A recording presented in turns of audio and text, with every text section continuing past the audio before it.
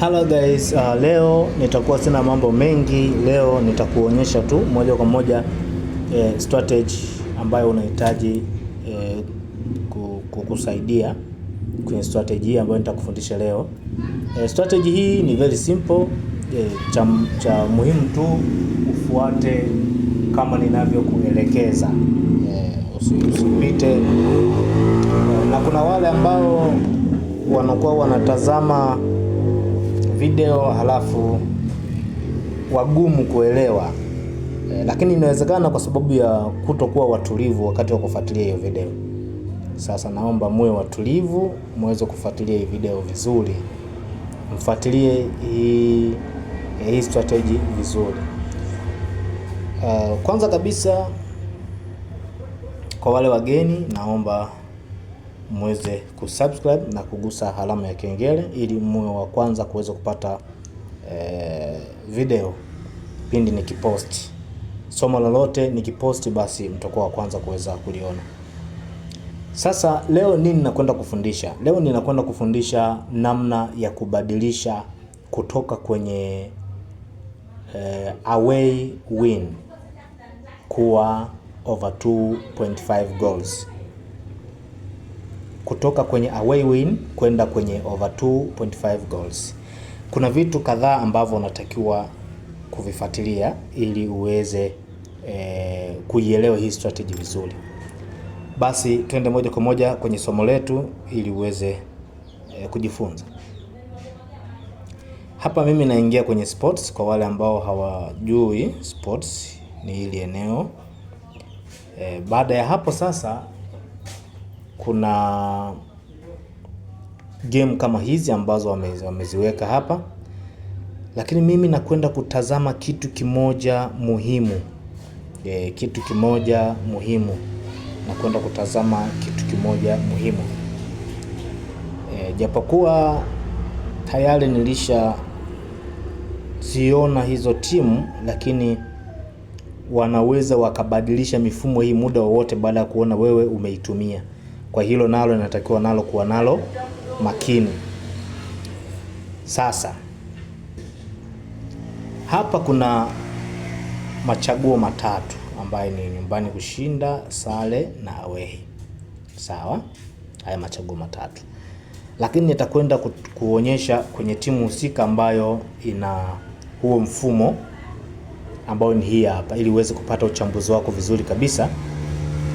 Kuna nyumbani kushinda, kuna sare, alafu kuna away win. Lakini leo tunakwenda kutumia hii away win kubadilisha kuwa over 2.5. Yaani timu ambayo wameipa odi ya kushinda ya ugenini inakwenda kutubadilisha kuwa kwenye timu hiyo kupata magoli matatu, au mchezo huo kupatikana kwa magoli matatu. Hapo nadhani mmenielewa vizuri kabisa. Nini cha kutazama? Kitu cha kwanza cha kutazama, tazama odds iliyokuwa 1/40 kupanda juu hadi 1/55.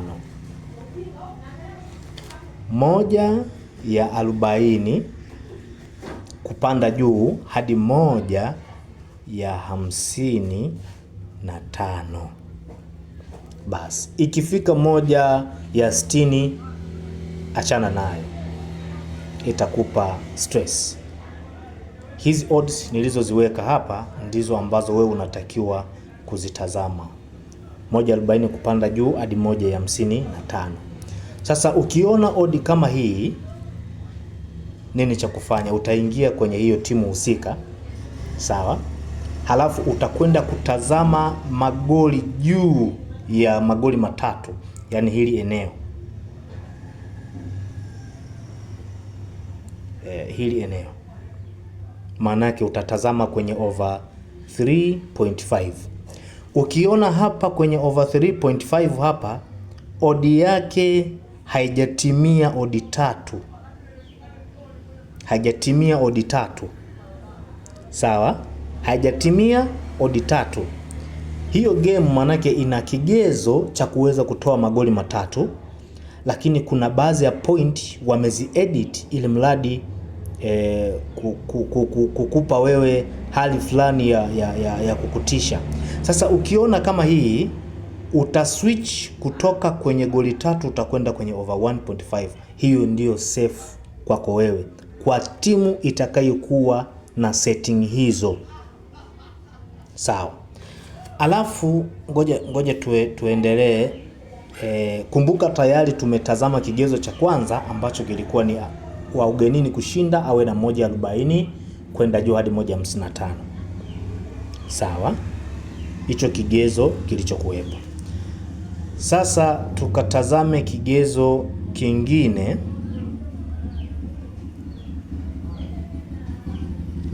Ngoja nikuonyeshe kigezo kingine. Okay, hii hapa ina 1.54. Kwangu mimi hii inanishawishi kuweza kutabiri goli 3. Inanishawishi kuweza kutabiri goli 3 kwenye timu kama hii. Kwanza ngoja niingie nitazame jinsi ilivyo. Hapa tukitazama vizuri tunaona sehemu ya over 3.5 ambayo niliwaeleza ina odd 3. Maanake hapa pana kigezo cha kupatikana goli 3. Kwanza kabisa away kushinda ana 1.54, kigezo cha kwanza. Kigezo cha pili, kwenye over 3.5 kuna odd 3. Maana yake hii ina kigezo cha kuweza kupatikana goli 3 na kuendelea. Kwa hiyo hii switch kwenye over 2.5 kwa sababu imetimia vigezo vyote. Kigezo cha kwanza na kigezo cha pili imetimia. Kwa hiyo nitaiacha kama ilivyo kwenye over 2.5. Kwa hiyo pekee kwenye hizi mechi mbili odds zilizopatikana ni 2.32. Manake kwa mimi ambaye huwa napenda kutafuta odds 2 per day, manake tayari nimeshapata odds 2 ambazo zinaweza zikanipa matokeo mazuri, zinaweza zikanifanya nikafurahi. Lakini pia kwa wewe ambaye unafanya uchambuzi na kuweka pesa, manake unatakiwa utazame kitu kinachoitwa responsibility. Yani usiweke fedha ambayo hutaweza kuiafford kama ikiluzi. Yani hutaweza kuvumilia maumivu pindi ikipoteza. Weka fedha ambayo hata kama ikichana basi kwa wewe unaendelea na shughuli zako, yani haikupunguzii chochote kile. Hivyo ni vitu vya muhimu sana. Guys, kama wewe ni mgeni kwenye channel hii, naomba uweze kusubscribe na kugusa alama ya kengele ili basi uweze kuwa wa kwanza kuweza kupata notification pindi nikipost video yoyote, basi utakuwa wa kwanza kuweza kuipata. Lakini pia bado wale ambao wanahitaji kujoin groups, yes, wanakaribishwa. Tunaweza tukafanya maelewano, basi unaweza ukajoin kwenye group, na huko pia kuna vitu vingi ambavyo nafundisha. Ni vitu ambavyo sensitive sana kiasi kwamba vitu hivyo si vizuri sana kuviweka kwenye public, kwa sababu ni vitu sensitive. Kwa hiyo namba ni 0622042809, alama ya kujumlisha kwa wale ambao wako nje na nchi hii ya Tanzania, alama ya kujumlisha 255 622042809. Hapa utakuwa umenielewa vizuri kabisa. Thank you so much.